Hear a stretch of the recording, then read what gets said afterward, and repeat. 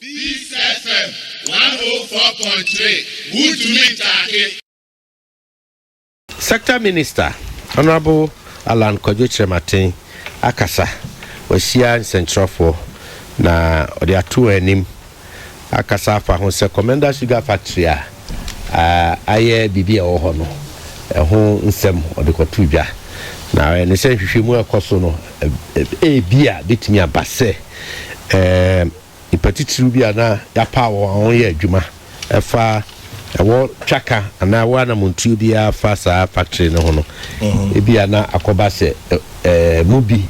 be hia so mba yin nsem bia no no kwanso a if say e man sika o man japade na me kakra me sre ne se ye be sre no one won a ye sa hwehwemu no o ma won aso na enye wano enye ntem na kana sabre ni pasu se aka ye nya ne pomasibre e bia na technically no bibi o honti amana che admisa ntie wo mi se na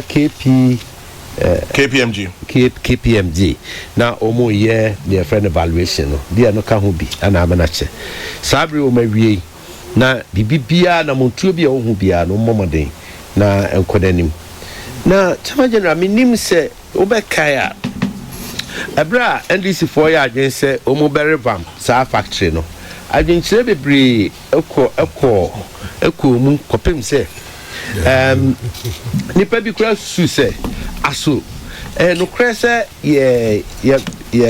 import bill was chire mu do papa nde no kre na binum su se ebe ye feasibility ana hwehwemu adosu kwa kosi se ye betinya producer si chire no wa ha ebo no be ye competitive ana utie amanse dwaso a esi chire hu adwuma the sugar industry ade a kofom papa ekuro binum te se Brazil omudi hu akotene ne omudi mu akotene ne ade a onyina atwe won ho afri saa nyumanum kese wiase nyina ni ada ho efa asichire raw die ho asichire a ye diri bebrebe diabetes adaroma ene kese yopi ho ayinti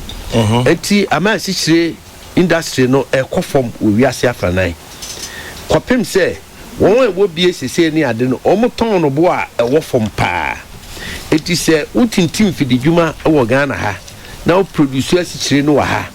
na ekoba se production cost so high esa asichire no de ba abanwa so a ana de ba ye dai so krampa ebetimi enene a nkrofo kraba da de asi ana nkrofo kire sa adwe ni nyina bio abra ye wura Kwame Nkrumah First Republic president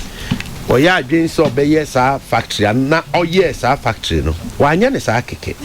oji asase tam to ho kese to ho se plantation a eno no na ebe feedi ibedua ahwede ne ha na ye de ama factory na ye adwuma enti bra adwenpon no bai under NDC say yensan peja sa afidi dwuma na ye jama na guo no mu no adwena techre nya bone kra ebeboa ama nipa won patom ho nya adwuma ye ebeboa ma ya produce ye nia ye sichire na de da ye kan say ye primary products ana infudie ye no ehu hia se ebeso ade akwa ma no saa na ye bedi na ebi beka na mum ye na da ani na eye saa agro business ne agro processing na eye papa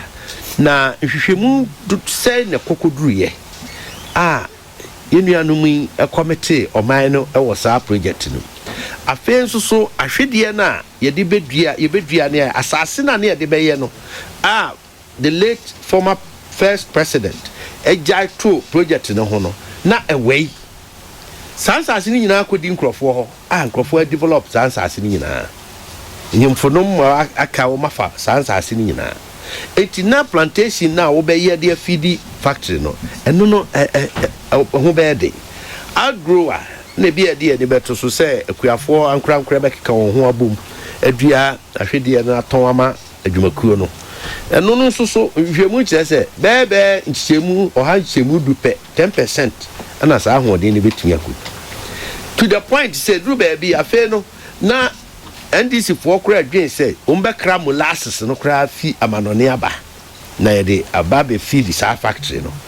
no so let you say defeat almost the whole purpose so enti wan kasa omu ya de ni wie na kodu mpempen so bi no mu hu say anose and no wonder anomu ye say anka omu beton emu 70% share e dey ama private investor so enti prepare wo ho kukukuku eko edisika kogura asa adwumadie no mu a enne abeya ye nyina ekoma ye hu no pomasibre ade ahomete na mekoso aje sector minister honorable Kwadwo Alanchematen ye ogidie ma papa wodi mu ene na so ye mu onkeka won for nansi fom ba bibia de bibida bia o me mfanto ne hu sa adwumadie no pomasibre so mso mo hwehwe afofra mo ma besom na omu atimi dia ya adwuma all the better se Ghana benya ho mfaso nko ade a se beboa ama Ghana yeka yesika dia kowura mu atimi apie dia na no nachi no se obi tu anamon bi obi esi ginaye bi efa sa adwumadie no ho ade oka abre o man na ntwa ye dia se nipa no ana se nipa fo no nsese ye de won sie nsese ye pa wo ho ntama